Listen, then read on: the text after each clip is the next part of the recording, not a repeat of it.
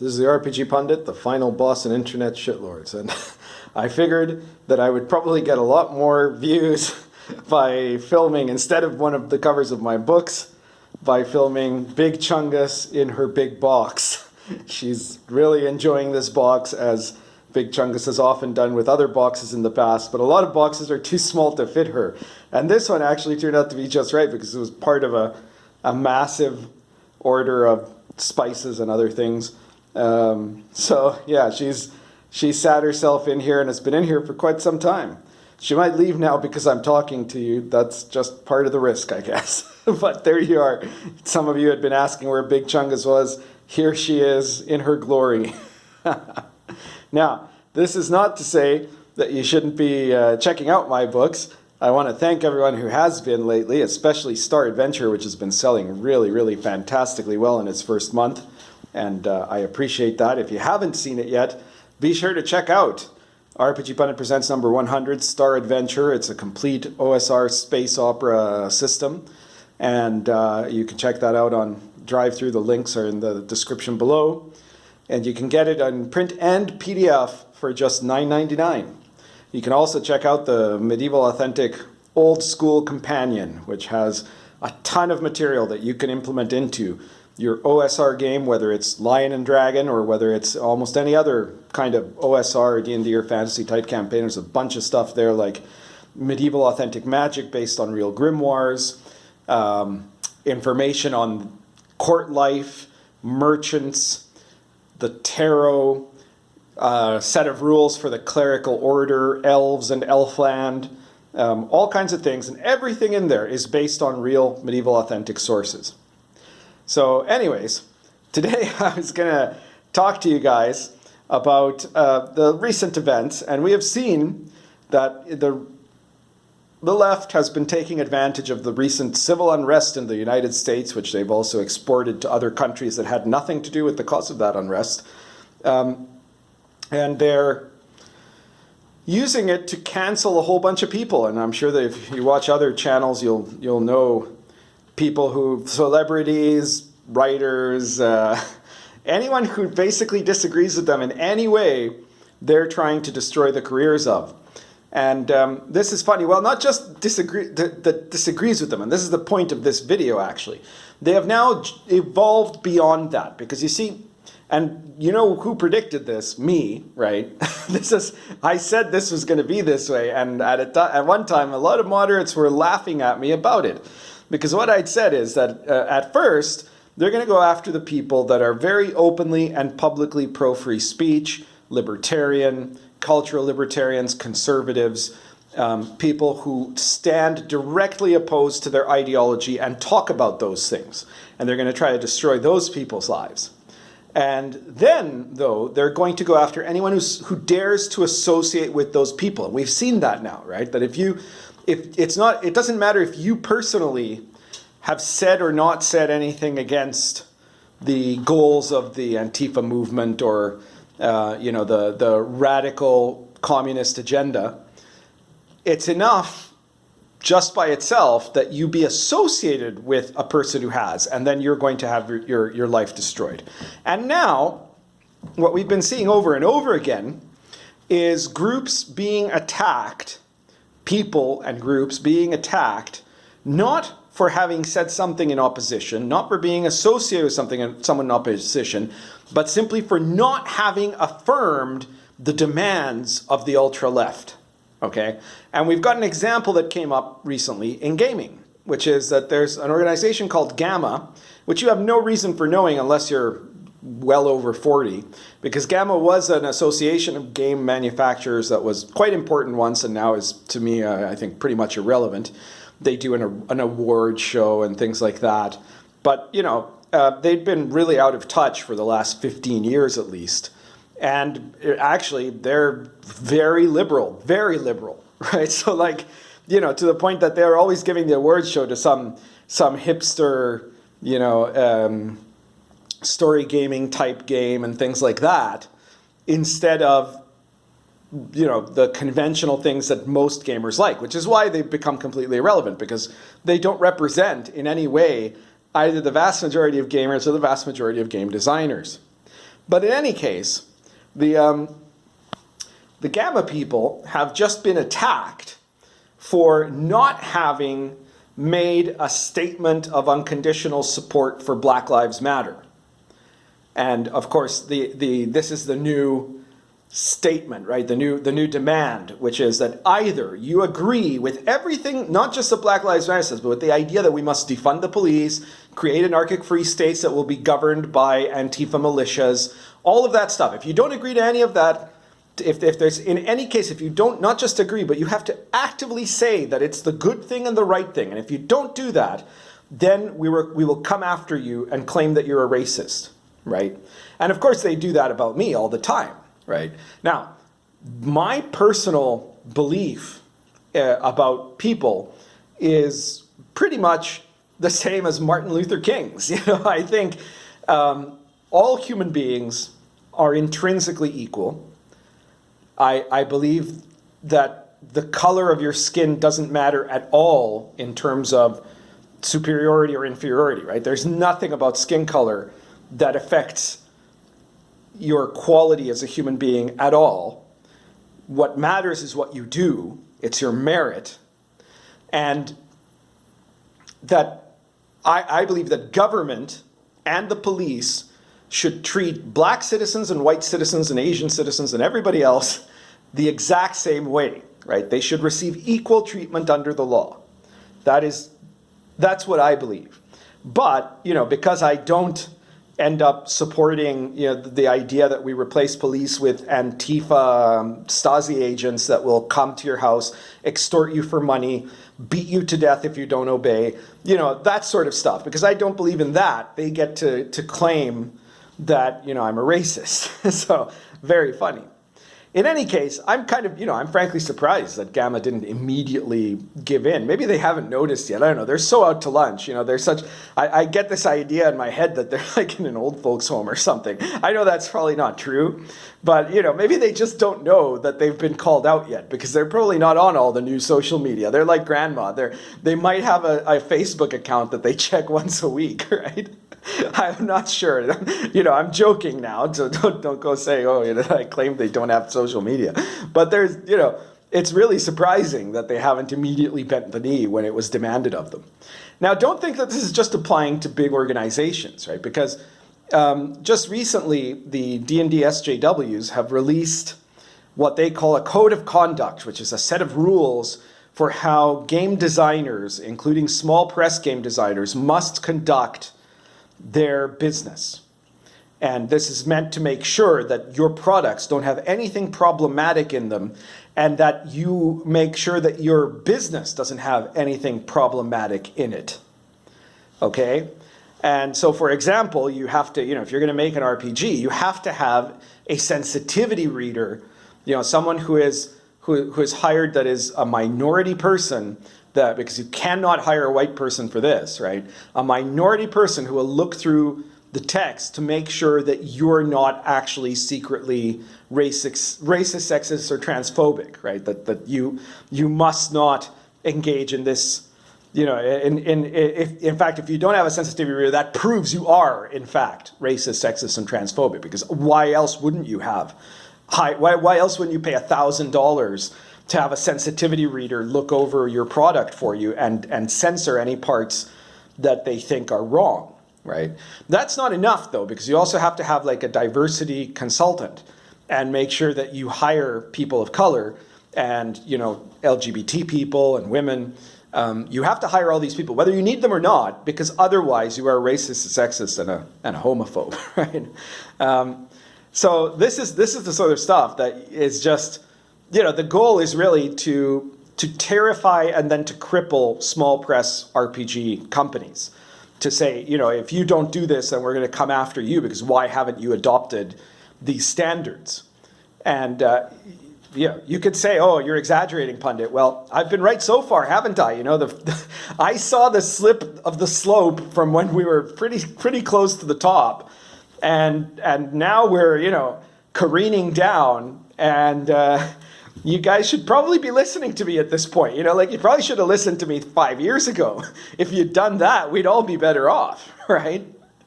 So you can see where this is going. And there is nothing, by the way, in this code of conduct, including even about like employee-owner relationships, that is meant in any way, none of this is meant to facilitate the making of a product. It's almost meant to make a product almost impossible to release, right? You have to have the approval of a committee of diverse SJW people. And by diverse, I mean that they're probably going to be diverse in skin tone and maybe in sexuality. They're going to be lacking certain skin tones and sexualities too, probably, but they're going to be in no way diverse of ideas, of course, or anything that actually matters, right? Like the social class, for example, because they're all going to be from the same kind of bohemian bourgeois, let's call them, social class, right? They're all people that subscribe to all the same Twitter accounts. They're all people that are on all the same lists. They're all people that support Antifa, that think Joe Biden is probably too racist to be a proper presidential candidate, but they don't care because they're going to vote for him anyways because orange man bad, right? So there's like, no, probably not even diversity of geographical origin, right? They're all going to be from Seattle, Portland, San Francisco, New York, That's what they want. And you're going to have to pay these people a ton of money. That's basically going to make it impossible for you to make a profit in order for them to give you the okay. But besides that, they also have rules there for like things like how you manage your other people, writers and artists and things like that. So that, as someone pointed out to me, according to these rules, let's say that you're making an RPG book, right? One of the people you probably, you don't absolutely have to hire, but you're probably going to hire is an artist, right? Because, unless you're a really good artist, if you're an RPG small press publisher, you're going to need art. You could buy some pre-made art, but you're probably going to make some art, a cover, something is going to be made for your product. And when you hire this artist, you're going to tell him, well, I want this and this and this, and I want it by the end of the month or whatever, by a set date. So let's say you're going along and you've got the whole product done, and the only thing that's missing is the artist that hasn't done a damn thing yet. They've taken your money, but they haven't produced anything. And then it goes on to like a week or two after, and it's late, and you tell the artist you have to hurry up. We're all waiting for you. You're the only thing holding up this entire project. Well, doing something like that, according to the Code of Conduct, is considered harassment, right? It's a violation of the Code of Conduct. How dare the business owner demand anything of his employees, right? How dare he harass his employees by expecting them, oh, here's Chungus' sister. The action is getting even more intense now. How dare a business owner harass his own employees by expecting them to do the thing that they were paid to do, right? And according to the Code of Conduct, if the artist then, instead of making the art, kept your money and then chose to announce to all the SJW crowd on Twitter that you had attacked them and that it was a completely hostile work environment because you expected them to produce the art that they promised to make you, then you're going to have all these people coming after you. They'll be demanding that your products be banned and censored and blacklisted. Now, you might be thinking, well, I'm not a publisher. I'm just a gamer. I just have my gaming group, right? So how does this affect me? Well, one of the things that's kept gaming to a certain extent protected is that they can't right now get into your living room and force you to play the way that they want you to play, right? That'll always, well, no, I'm not going to say that'll always be safe. That is still safe for now and will continue to be safe for some time, right? But it will depend because, the only thing stopping the entire SJW left crowd from literally sending people to gulags, which they've repeatedly said that they want to do, from starting killing fields, from murdering people, is that they just don't have the power to do it. It's not any other reason. It's not because they have any moral objection to that. They believe that anyone who disagrees with them has to either be convinced to agree with them or deserves incredible violence inflicted upon them, including death. So, there's no reason why they haven't done this yet, except that they just can't. They know that right now they would still be stopped. As soon as they don't think they're going to be stopped for doing that, they will do that. So what's going to stop, if you're a gamer that doesn't listen to them, that criticizes them, or that just refuses to wave whatever new banner, flag, or slogan they demand that you wave as a show of loyalty to the revolution, right? If you don't do that, eventually, if they decide, for example, if you're in an area that has defunded the police, or if you're in an area where effectively the same thing has happened because the authorities are all leftist politicians who will not order police to do anything against the Antifa crowd, will not, or will if they are arrested, will release them immediately, as we've seen happen many times in these last couple of weeks to literally hundreds of people who committed acts of violence and looting. They're instantly released, regardless of what they did, and are probably never going to be found to stand to face justice, right? So as soon as they think they can do that, what's going to stop them from breaking into your house and killing you? That could happen. Or at the very least, breaking into your house and violently damaging it and forcing you, destroying your products, forcing you to make some kind of act of contrition, maybe humiliating you on video, all those sorts of things that they like to do. That could eventually happen. So you've got to think about what they're doing right now. Now, obviously, they can't force someone to take on a business, to take on these codes of conduct. But here's the thing.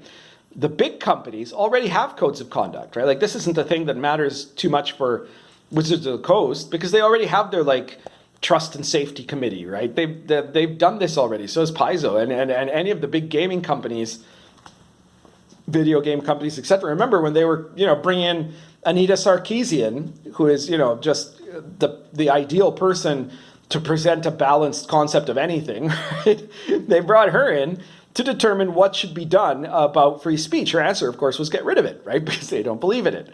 So, the trust and safety committees of these companies are set up to create codes of conduct that these companies are already following in the hopes that they will be destroyed last. That's not going to turn out to be the case. They're probably going to be destroyed earlier anyways, because another thing that the SJW left, that the neo-Marxist left believes, is that moderate liberals get the knife first, right? They're the worst people for you because they represent a kind of liberal thinking that doesn't allow for violent authoritarian Stalinism, right? They're the biggest enemy, in fact, right? They need conservatives for them to slander and smear, right? It's the moderates that are really, really dangerous to them, right? Anyway, so eventually, though, it's going to come to the point where small press gaming companies will be publicly attacked, criticized for not having this code of conduct that the D&D SJWs have released, right? They'll be publicly attacked. There'll be demands that they take it on. There'll be claims that this person is, racist. We saw a while back, Judges Guild, you had this Bob Bledsaw II, the son of the original founder of Judges Guild, who made amazing products and never had anything bad said against him, as far as I know. But his son then took over, and his son turned out to have said a ton of things that are really, really racist and extremely anti-Semitic, right? So he did these things, right? And he was attacked for this. But it was justifiable because he did it, right? He had done these things, and it was quite, disgusting. But what they're going to do is they're going to claim that an owner of whatever publishing company will now be guilty of the exact same level of horrific, discrimination as Bob Bledsaw was, just for not purchasing these codes of conduct and hiring these, diversity hires and sensitivity readers, right? That by itself is as much of a crime as Bledsaw's Holocaust denial was, right? So this is their plan. What they're doing is trying to shift the scale of away from actual evil to disagreement with us. It's the Maud Bailey plan, right? That they're going to say, well, this guy was scum and he was a small press publisher, and if you don't adopt what we're saying is the solution to scum like that, well, then obviously then you're obviously just like him. You love what he likes, right? You do what he does, even though it's nothing to do with that, right? Even though all you're saying is, I'm just making a game. I don't really need to hire a bunch of, gender studies and interpretive dance grads to censor my product and pay them for the benefit. You add nothing to our product. There is no need for you. There is nothing about this product that needs you to tell me that I'm allowed or not allowed to make it, right? That's free speech. That's a fundamentally liberal concept. And that's why the Stalinists of the SJW movement hate it. So anyways, stand up to this. You gotta tell people that you are not going to listen to them anymore. And the good news about all of this is that we have definitely seen this week that the SJW crowd, the Antifa crowd, all of these people, these terrorists, are doubling down immensely, and they're doubling down every time at a faster rate. And they're doing this because they're losing. It's not because they think they're winning. It's because they know that they're running out of time, and they know that they're now giving up, because what they were trying to do before was convince the mainstream, right? We know that only about 8% of the general public in the United States, for example, and I would say that would apply to pretty much all the first world, maybe less in a few places, right? Poland, probably less than 8%. But in most of the first world, only about 8% of the general population actually supports the ideology of the standard progressive liberal SJW, right?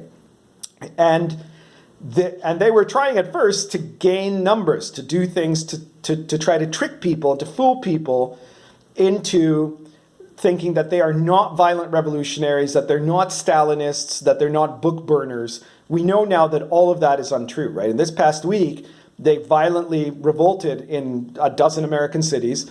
They've destroyed property. They've now, there was an article that came out now about how you need to burn books. Well, not burn, you have to destroy, remove books from your library that they consider to be problematic, right? They destroy art, they destroy history, and now they have armed bands of thugs that are, that are acting as a secret police force in the areas that they've now controlled in Democrat cities filled with weak politicians unwilling to stop them. That is what they're doing. Yeah. So they're doing this now very openly. They're saying, well, screw this then. We know we can't convince you, so we're just going to turn on you and hope that you're going to be so weak that you'll give in. And don't think that it won't ever work, because there are places where that's exactly what happened, where the political class was so weak and so spineless that it wasn't that they were met with overwhelming force, right? You got to remember, for example, Fidel Castro in Cuba, at the time he won, it was just because he came with 30 guys. He had like about 30 guys left in the jungle that believed in anything he said.